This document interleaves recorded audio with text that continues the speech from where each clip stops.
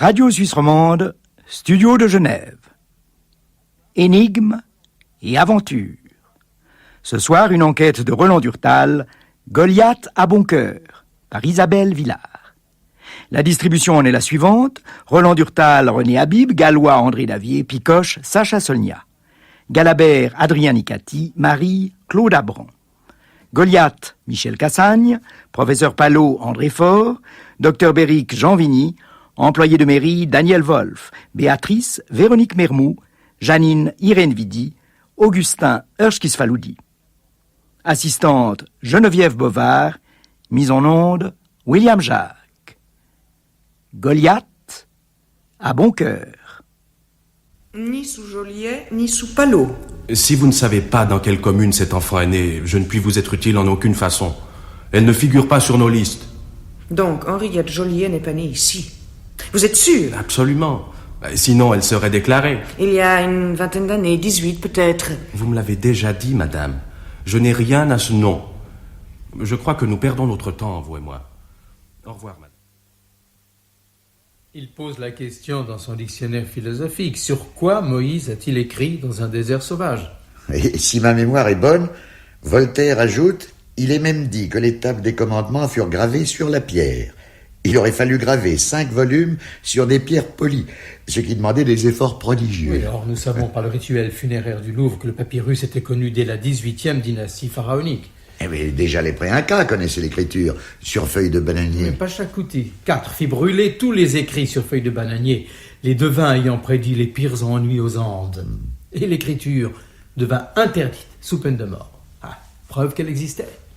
En somme, ce qui nous reste de plus ancien, c'est l'alphabet de Glosel, des documents préhistoriques. Oui, mais gravé sur des tablettes d'argile ou des os de renne. Au cours des millénaires, il est vraisemblable que les papyrus et autres feuilles de bananier soient tombées en poussière. Sûrement. C'est pourquoi les grands secrets n'ont pu être transmis que par tradition orale. Peut-être les Védas ou même le Talmud et la Bible viennent-ils de ce livre inconnu, ce livre non écrit. Une théorie intéressante. Je te félicite, Palot. Je devrais tenir mon bouquin dès qu'il sera sorti. Merci. Mais c'est une véritable aventure. À croire que le métier de correcteur d'épreuves a disparu. C'est la 3e fois que je revois les copies et il y a tant de coquilles qu'on se croirait au bord de la mer. Enfin, ça remplace les vacances. Tu n'es pas parti cette année? Non, tu sais, avec mon cœur, je commence à redouter les grandes distances. L'isolement aussi. Ton Toubib, qu'est-ce qu'il en pense? Oh, lui, il voudrait faire joujou. Ah bon? Je ne suis pas tellement partant. Je comprends ça. Pour le moment, je prends seulement de grandes précautions. Ces messieurs n'ont plus de porto, je crois. Je me suis permis d'en rapporter. Mais tu n'es pas descendu à la cave, j'espère. Oh non, mon lieutenant. Mais monsieur Augustin en avait monté 2 bouteilles samedi. Très bien. Merci, Goliath. Nous nous servirons. À vos ordres, mon lieutenant. Merci. Oh, non. Juste un fond de verre. Dis-moi, je voulais te demander... Tu l'appelles Goliath, c'est son prénom? Non, il s'appelle David. Pendant la guerre, les copains l'ont appelé Goliath précisément parce qu'il est petit et frêle. Et tu sais, les surnoms, c'est bête, mais ça colle à la peau. Il n'est plus tout jeune, hein, ton Goliath? Ça va chercher dans les 70. Et qui est cet Augustin qui fait des expéditions à la cave? Mon neveu. Ah, je croyais que tu ne le voyais pas. Il m'a découvert. Et sans doute s'est-il dit qu'il ferait bien de commencer à me tenir les pieds au chaud. Oh, je ne suis pas très riche, mais tout de même. Il vient te voir souvent? Tous les samedis, régulier comme une pendule. Au début, je le reçus assez fraîchement, et puis je me suis habitué à ses visites. C'est pas un mauvais bougre. Et il nous rend quelques services. Ça soulage un peu Goliath. Il est marié? Non, comme on disait autrefois, il a quelqu'un. Tu la connais? Non, je ne sais pas pourquoi il ne l'épouse pas. Ah, tu vas me dire que je suis démodé. Hein. Tu sais, il y a des valeurs qui ne se démodent pas. Okay. J'en prie. Exceptionnel dans Porto. Ce qui est exceptionnel, c'est qu'il vient de Bolivie. Je parie que tu l'as rapporté de ton voyage à Tiahuanaco. Je l'ai commandé là-bas. Et la caisse m'est arrivée très ponctuellement. De la plus vieille ville du monde. Enfin, plus exactement de La Paz.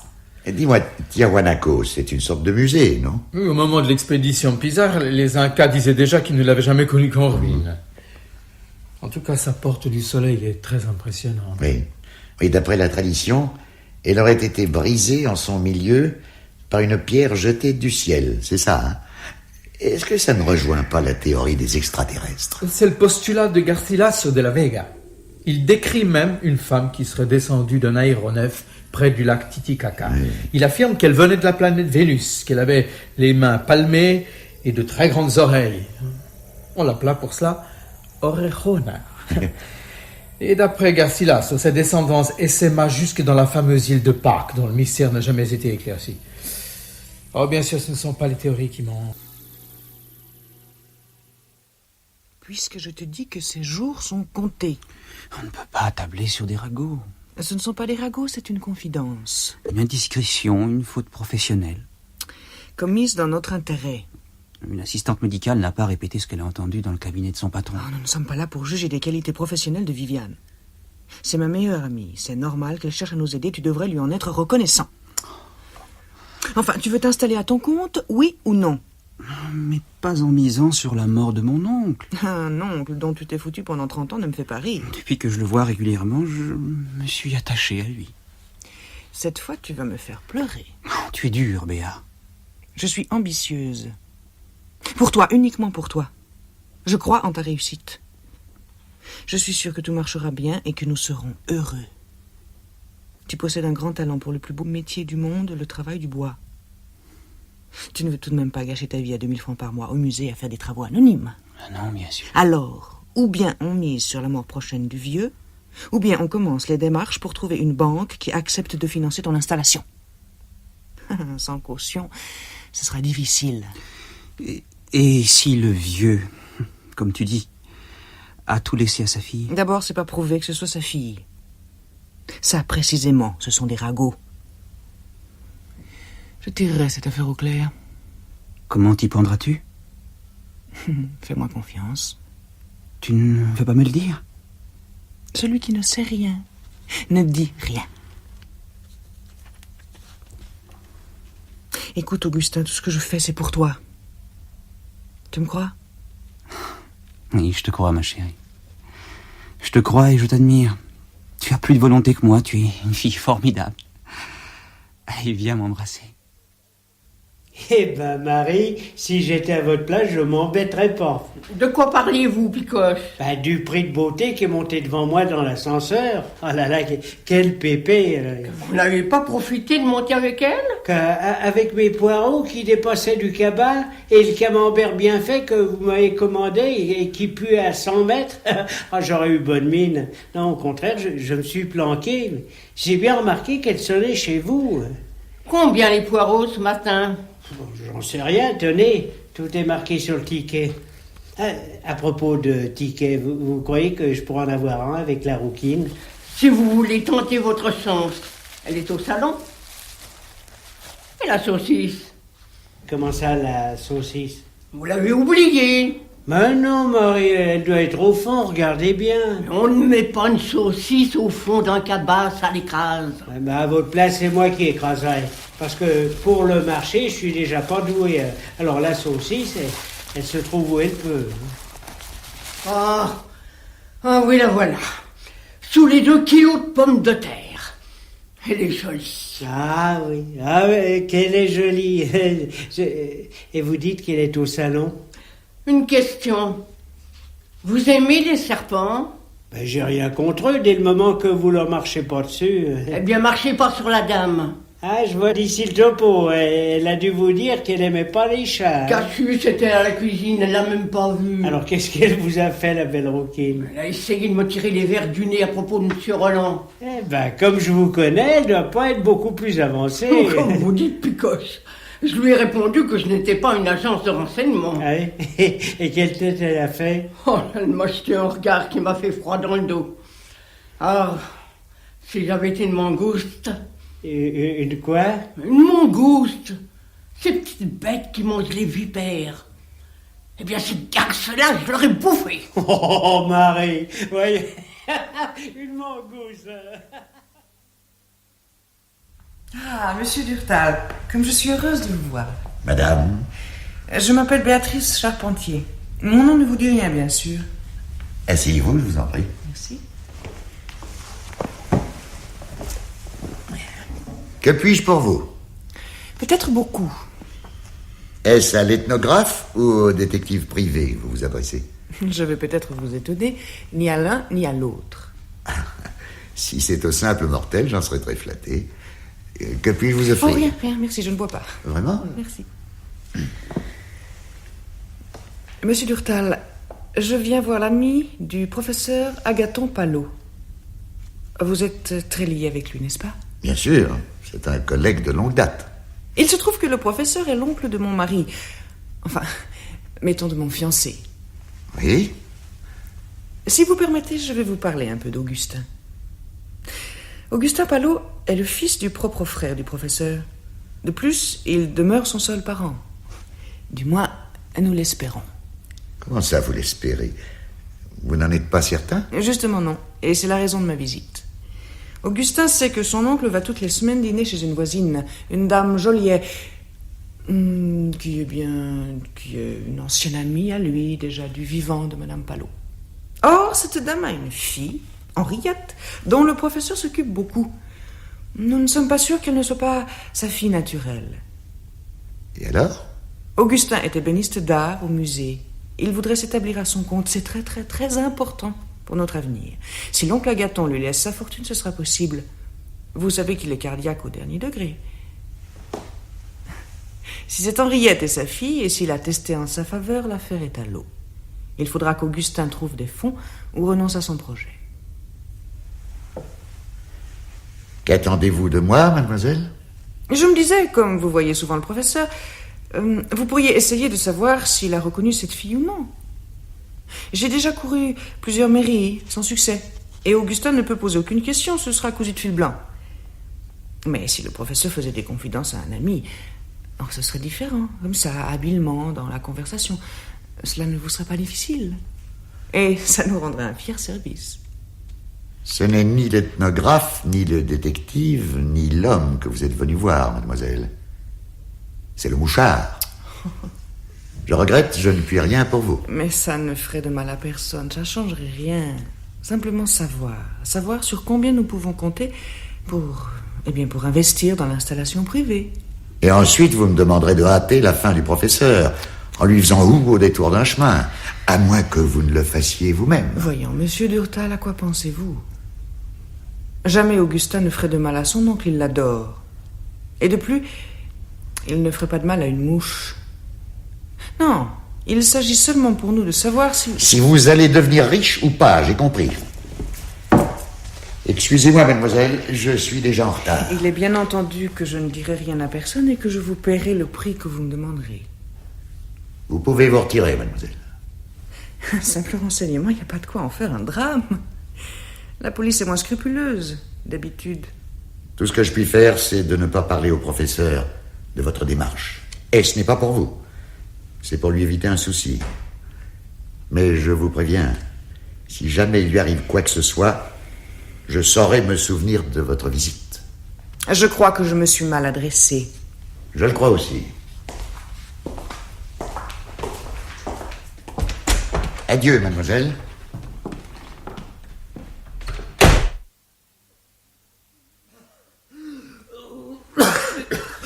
Je te jure, Goliath, une bombe, une grenade lacrymogène ou je ne sais quoi. Ne vous agitez pas, lieutenant, ne vous agitez pas. Ça a fait une explosion. Oui, j'ai entendu quelque chose. J'ai sursauté, je suis même tombé, j'ai commencé à étouffer, à moucher, à pleurer. J'ai cru y passer. Mais calmez-vous. Voici une de vos pastilles. Voilà. Et buvez un peu d'eau. Merci. Voilà. Oui.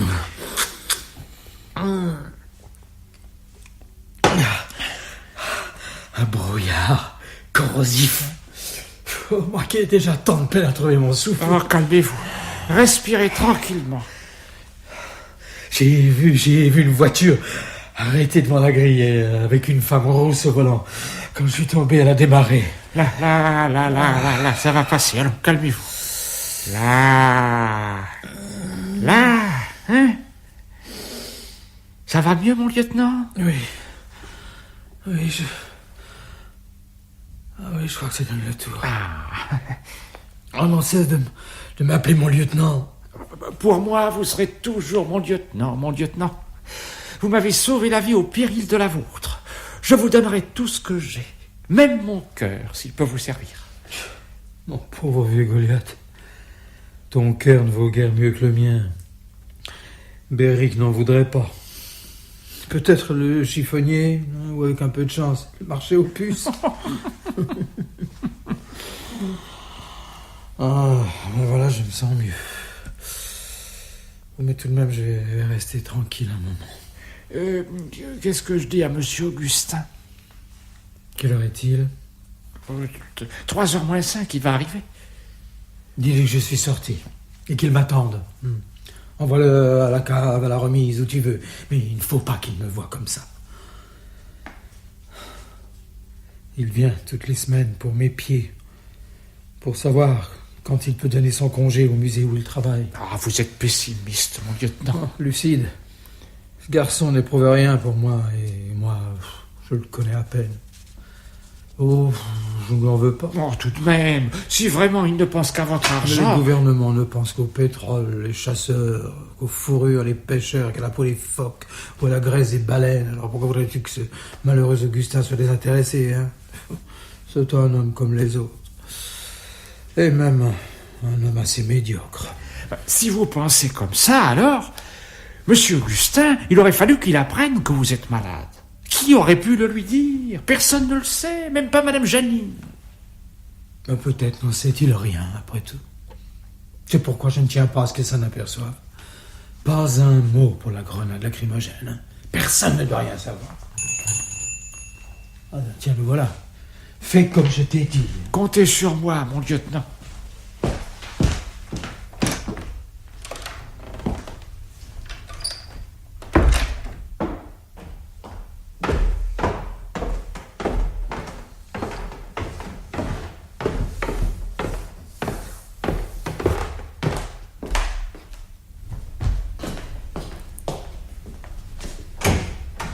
Bonjour, mon bon Goliath. Bonjour, monsieur Augustin. Vous auriez pu entrer, les portes-fenêtres sont ouvertes. De la discrétion, toujours de la discrétion. Comment va mon oncle? Très bien. Il est allé faire un tour. Si vous voulez l'attendre à la bibliothèque... J'aimerais mieux vous rendre service, si je peux. Monsieur le professeur m'a recommandé de ne pas vous ennuyer. Voyons, ça ne m'ennuie pas. On dit que chaque âge a ses plaisirs. Mettons que celui du mien, c'est de rendre service au vôtre. Avez-vous besoin de bois pour le fourneau? Sans vous commander... Oui, ça devient pénible pour moi. Alors j'y vais. Et puis, les bonnes bouteilles à la cave, non? La cave, ça, alors, je ne peux plus y descendre. Avec cette satanée échelle de meunier... Bon, eh bien, commençons par le bois. Vous avez le panier? Il est dans la remise, je vais vous le chercher. Non, j'y vais. Je vous remercie, vous êtes bien gentil.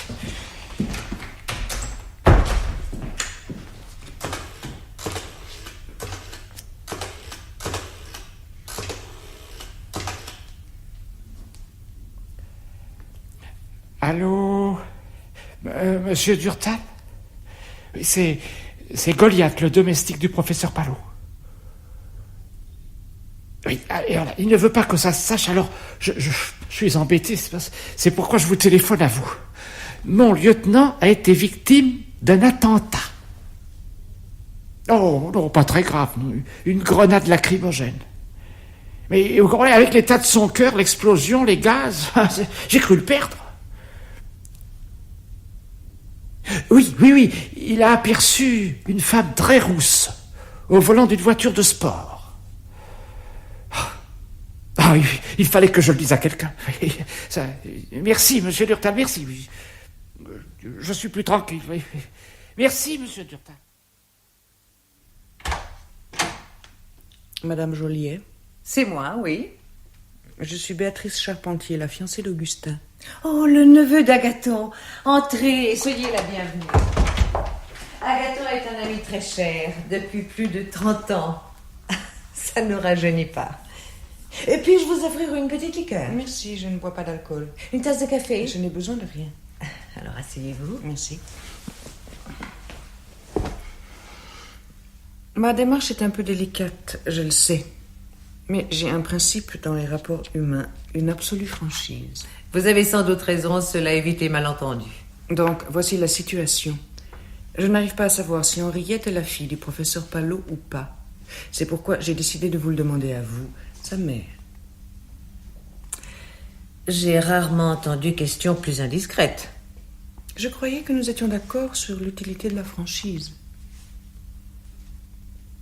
Comme vous le savez, sans doute le professeur est condamné par la médecine. Quoi? Qu'est-ce que vous... Mais voyons, Agathon se porte très bien. Elle vient dîner ici tous les vendredis et il est plus en forme que jamais. Excusez-moi, je croyais que vous étiez au courant. Ça, non seulement je ne suis pas au courant, mais je n'en crois rien. Libre à vous, tant qu'il y a de la vie, il y a de l'espoir. Mais le professeur est très atteint, croyez-moi. Je regrette de vous l'apprendre, madame. Mademoiselle. Cependant, votre fille... Si j'ai une fille, c'est mon affaire. Je n'ai pas l'intention de publier mes souvenirs intimes. Je vais vous expliquer, madame. Non. Enfin, mademoiselle. Mon fiancé, Augustin Palot, est ébéniste d'art. Il a beaucoup de talent et il désire s'installer à son compte. Et nous avons besoin d'argent, cela va sans dire. Si le professeur a testé en faveur de votre fille, je vous serai obligé de me le dire. Je saurai qu'il faut m'adresser à une banque. C'est tout. C'est simple et primordial pour nous. Henriette porte mon nom, c'est tout ce que je puis vous dire.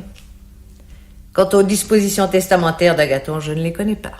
Vous êtes pourtant sa maîtresse depuis 30 ans. Oui, le professeur Palot est un grand ami. Ses affaires le concernent. Vous savez que si vous n'avez aucune preuve à fournir, Augustin peut faire attaquer le testament. Il gagnera, à coup sûr.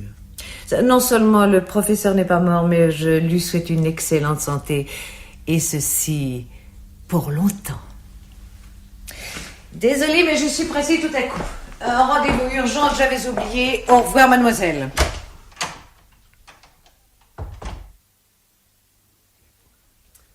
Comment, mon petit Durtal, tu ne crois pas que tu fais du roman noir? Cette femme est redoutable, mon vieux. L'argent semble être le but de sa vie. Le seul obstacle entre elle et la fortune, c'est mon pauvre Palot. Il est cardiaque. Il suffirait qu'on le pousse dans un escalier pour qu'il y passe. Non, je suis très inquiet. Ton ami vit seul? Avec un vieux domestique très dévoué. Non, sans force physique. En somme, tu crains que le neveu, poussé par son ami, n'assassine son oncle pour hériter de lui? C'est exactement ça. Je voudrais le protéger. Je ne me pardonnerai pas d'arriver trop tard. Il a déjà été victime d'un attentat mineur à la grenade lacrymogène. Mais dans son état, ça pouvait être fatal. Tu sais que nous ne pouvons rien faire si le professeur Palot ne porte pas plainte. Nous ne pouvons pas surveiller les gens spontanément. Palot n'acceptera pas de porter plainte. De plus, il faudrait tout lui raconter. La démarche de Béatrice, ses ambitions. Non, ce serait très mauvais pour lui. Il est fragile, tu sais. Mais pourquoi ne fais-tu pas engager ton picoche comme chauffeur, ou même mieux encore, comme jardinier le samedi? Tiens. Il pourrait ainsi surveiller le neveu lors de ses visites à Saint-Cloud. Mais c'est pas une mauvaise idée. Pourquoi est-ce que je n'aurais que de mauvaises idées? C'est vrai. Mais oui, je peux demander ça à Palot comme un service pour dépanner un copain dans la gêne, jardinier le samedi. Excellent. Seulement voilà. Voilà quoi? Avec Picoche, les oignons seront plantés la tête en bas. Oh, alors ça, c'est à lui de se débrouiller, qu'il prenne des cours du soir. Oui. Chef, je viens d'avoir un coup de téléphone d'un médecin, le docteur Béric. Il s'est annoncé, j'ai pris sur moi de dire que vous pourriez le recevoir. Il avait l'air pressé. Tu as bien fait, mon petit. Béric est le plus grand cardiologue de Paris. A-t-il dit pourquoi il désirait me voir? Oui, il a été appelé à Saint-Cloud pour un grave accident. Un type s'est tué dans un escalier de cave. À Saint-Cloud, tu dis? Oui, chez un archéologue. Bon Dieu. Le professeur Palot? Oui, c'est bien le nom qu'il a dit, oui. Par exemple. Palot est mort? Non, il est en clinique. Enfin, tu viens de dire... C'est pas lui qui s'est tué. C'est le vieux domestique? Non, un jeune type, 32 ans. Le neveu du professeur. Le neveu? Oui, un nommé Augustin Palot.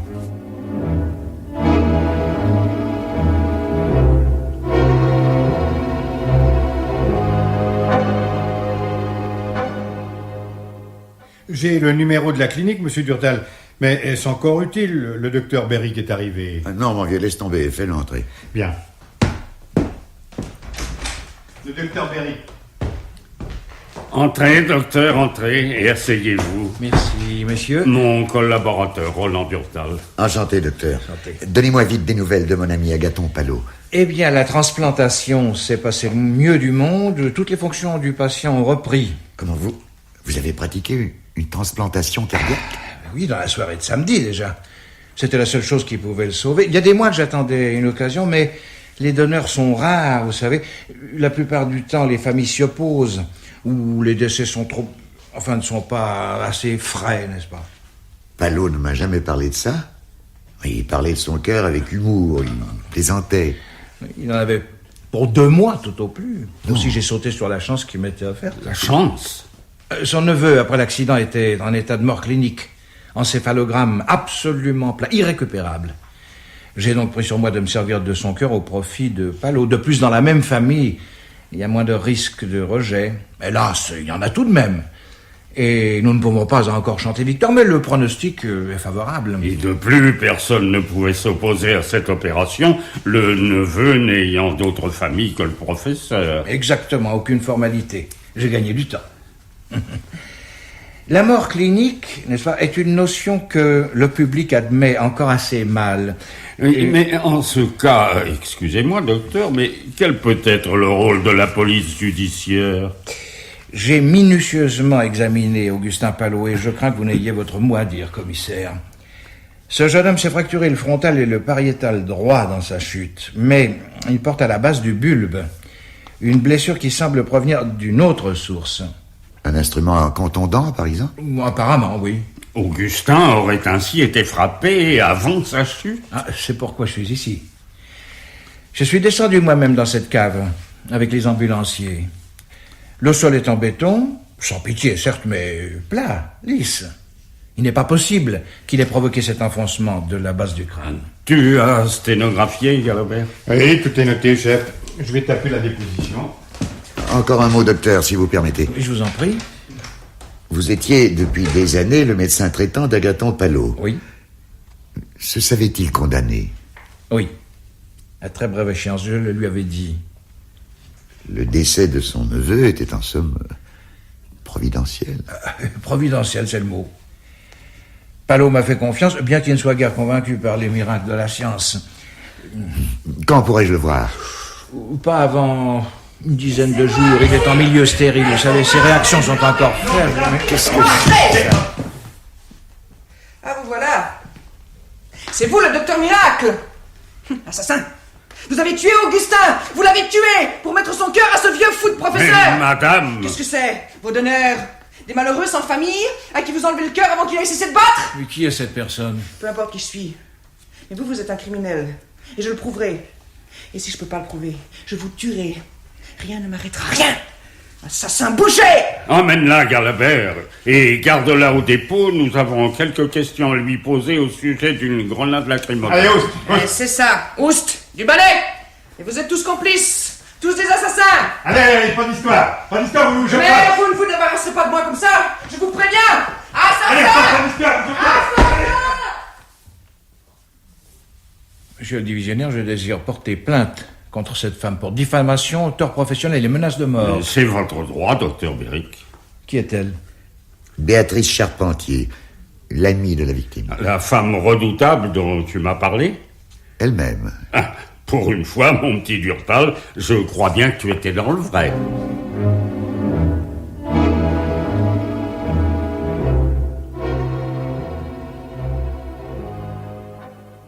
Roulement coton, l'échelle. Je ne comprends pas que le professeur n'ait pas fait construire un escalier. Il n'y a pas la place. Il aurait fallu démolir la moitié du hall. Mais il la connaissait bien, cette échelle, monsieur Augustin. Tous les samedis qu'il la descendait. Je ne comprends pas ce qui a pu arriver.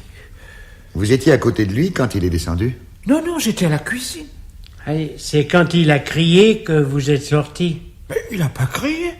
Qui vous a dit qu'il avait crié? À personne, mais en général, quand on se casse la gueule d'un étage, on a le temps de la trouver mauvaise.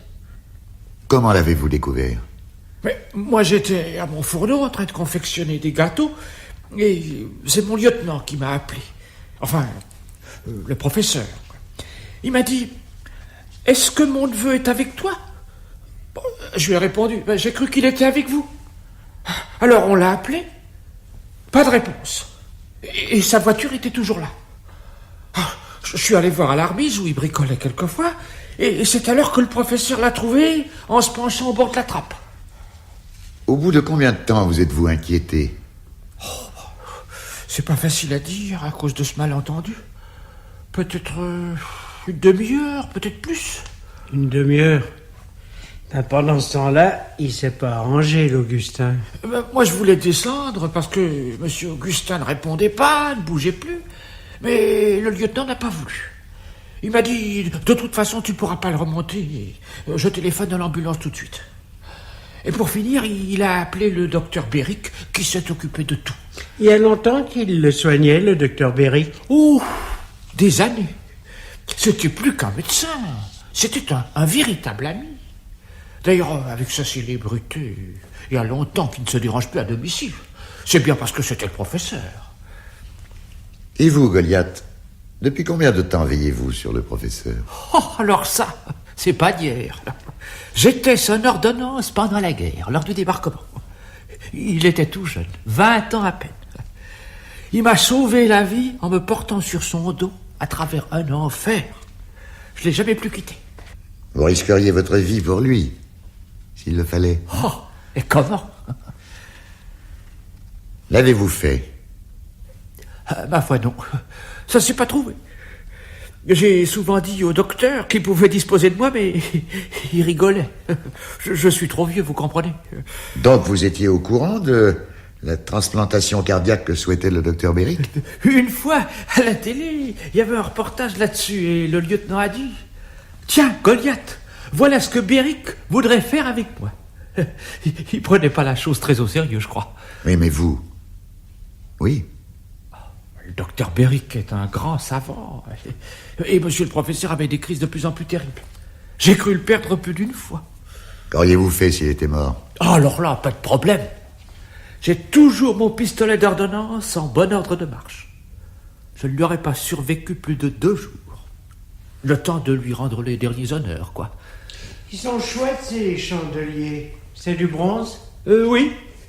Vous les astiquez souvent? Oh, pas trop, non. Ils sont lourds et mon lieutenant dit toujours « Laisse tomber, mon vieux, te fatigue pas. » Non, parce qu'il y a une bien vilaine tache. Venez voir, patron. Tenez-la, sur le pied. Bien vilaine, en effet. Il y a une tache? Oh, par exemple. Non, pas touche. Oh, ça, je peux vous affirmer qu'elle n'était pas samedi. Je prends toujours la poussière le samedi matin. Et si elle avait été là, je l'aurais vue. Et je l'aurais nettoyée. Avez-vous un sac en plastique, Goliath? Pourquoi, vous voulez l'emporter? Je le dois. Si vous n'étiez pas l'ami du lieutenant, je dirais... Que vous êtes responsable de ses biens? Vous avez raison. Je vous signerai une décharge. En attendant, mon vieux, allez toujours chercher le plastique. Tout de suite, messieurs. Tout de suite. Pas besoin de chercher plus loin. Qu'est-ce que vous en pensez, patron? La mariée est presque trop belle. Si le labo confirme pour le chandelier, M. Gallois va l'encrester tout de suite. Tais-toi, le voilà qui revient. Je crois que j'ai trouvé ce qu'il vous fallait, M. Durtal. Il est assez grand et il est tout neuf. Merci beaucoup. Mais, si je puis me permettre, je ne comprends pas. Est-ce que ce chandelier... pourquoi l'emportez-vous? Parce qu'il sera peut-être plus bavard que vous. Qui sait?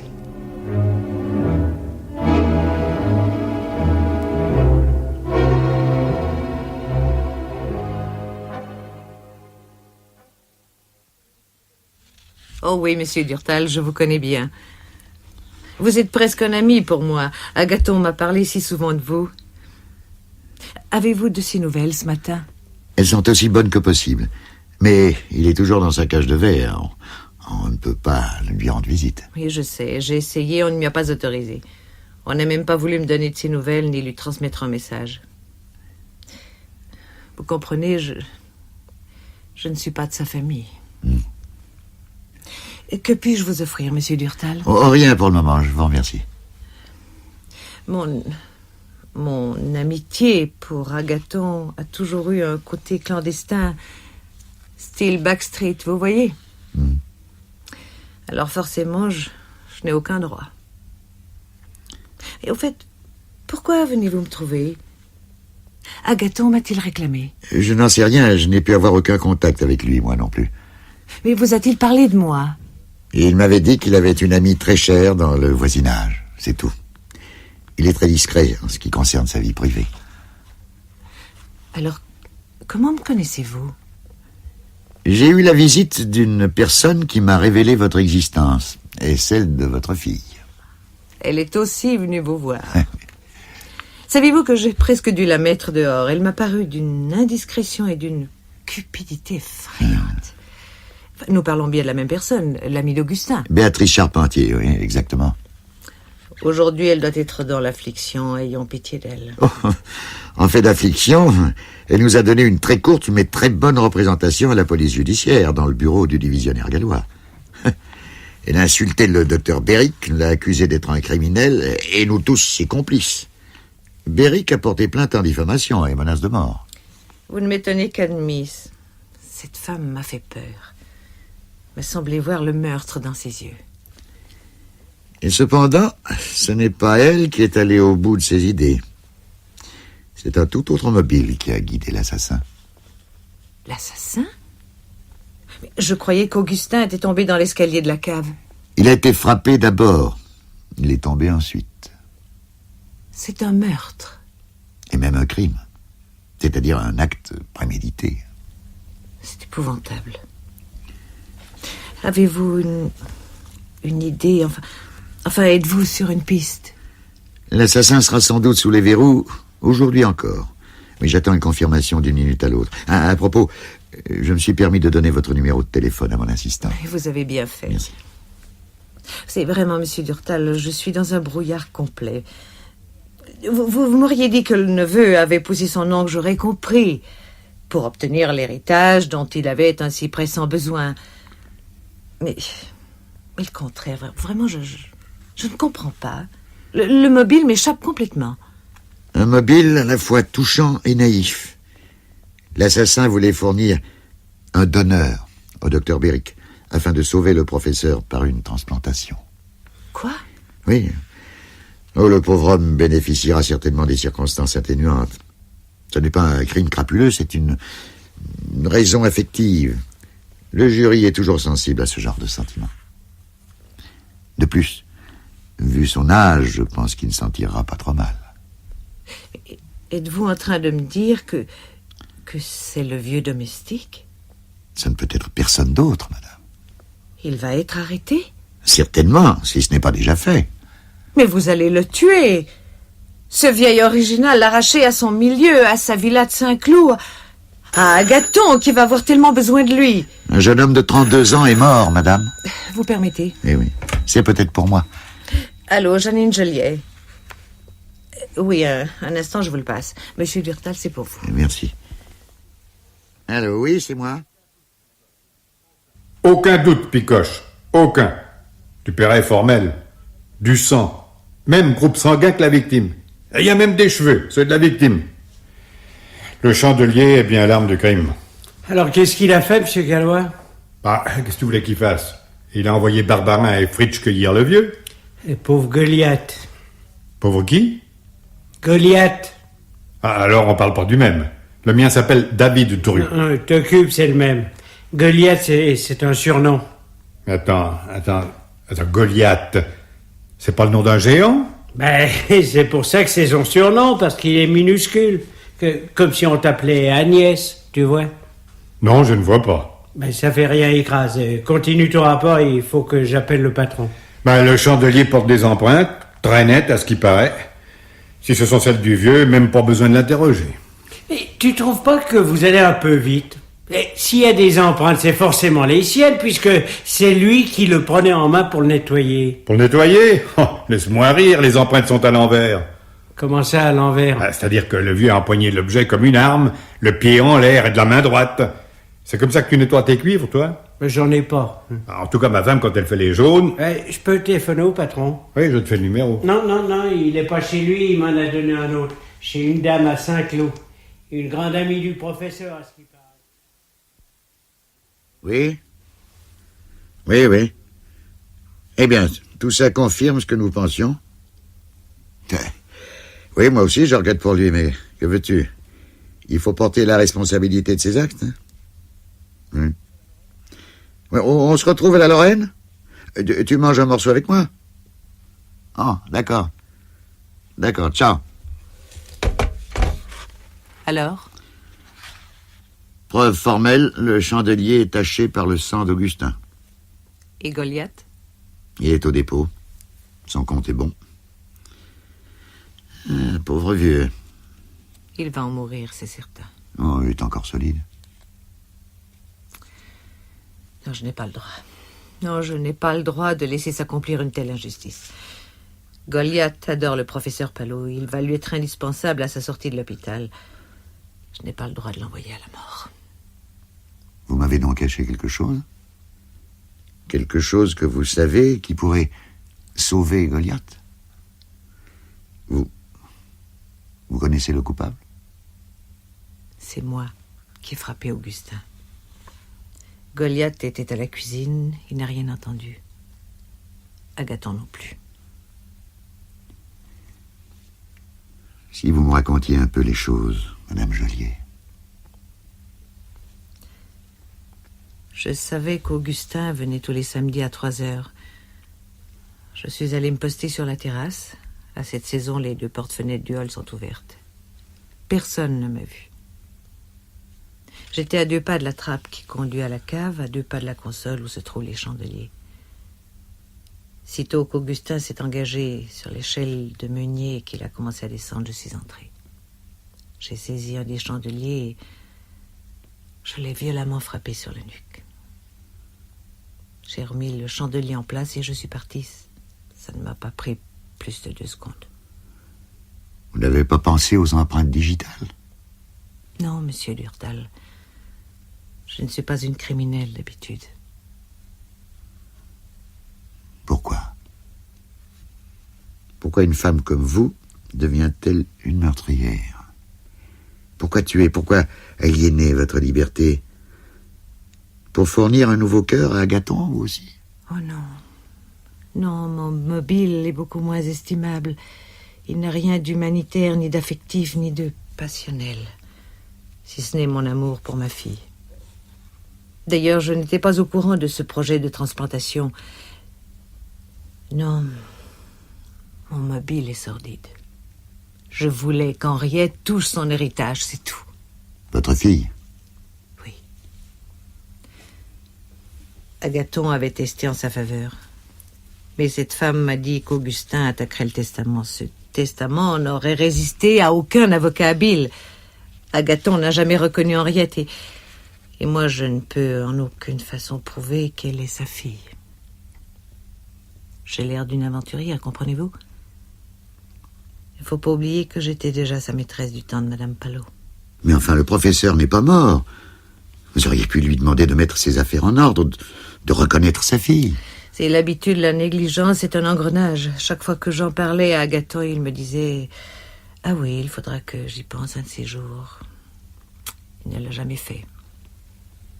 Et je sais qu'il ne l'aurait jamais fait.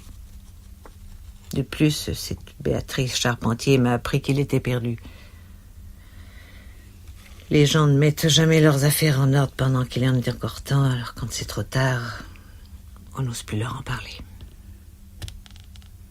Mais une chose me console. Cette femme n'a aucun droit sur le testament maintenant que le neveu est mort, parce que lui non plus ne l'a pas épousée. Voyez-vous, monsieur Durtal, j'ai trop souffert de la misère quand j'étais jeune. J'ai voulu en préserver ma fille, qui est ce que j'ai de plus cher au monde. Eh bien, vous l'avez fait, madame. Je vais vous demander de m'accompagner. Oui, je viens. Henriette m'apportera plus tard le nécessaire. Je ne regrette pas de m'être sacrifiée pour ma fille, mais je ne veux pas, même au prix de ma liberté, laisser condamner ce pauvre Goliath. Moi aussi, il y a près de 30 ans que je le connais. Encore un mot, monsieur Durtal. Pourquoi êtes-vous venu me voir? Vous me soupçonniez? Je ne vous soupçonnais pas directement, mais j'étais sûr que ce n'était pas Goliath. Tout d'abord, s'il avait voulu procurer un cœur tout frais au docteur Béric pour sauver la vie de son cher lieutenant, il n'aurait pas laissé traîner ce cœur une demi-heure ou plus sur un béton glacé, sans soin. Il aurait donné l'alarme tout de suite. Secondo, quoi de plus facile pour un valet de chambre que de nettoyer un chandelier? Seul quelqu'un de très pressé pouvait le laisser comme nous l'avons trouvé. Je comprends. Et puis, voyez-vous, depuis le temps que je vois des criminels, j'ai tout de même acquis une sorte de sixième sens. Je décèle la sincérité. Oh, pas toujours, mais le plus souvent. Je crains que ce ne soit encore pour moi. Puis-je répondre? Je vous en prie. Ah oui? Oui, c'est moi. Hein? Oui, je comprends que les empreintes ne correspondent pas. Ce n'est pas lui. Non, non. Oui, vous pouvez le relâcher tout de suite. Je vous amène le vrai coupable. Ou plutôt, la coupable. Oui, l'avouer. Oh, une très chère et très ancienne amie du professeur Palot. Je crois qu'elle aussi voulait lui procurer un cœur tout neuf.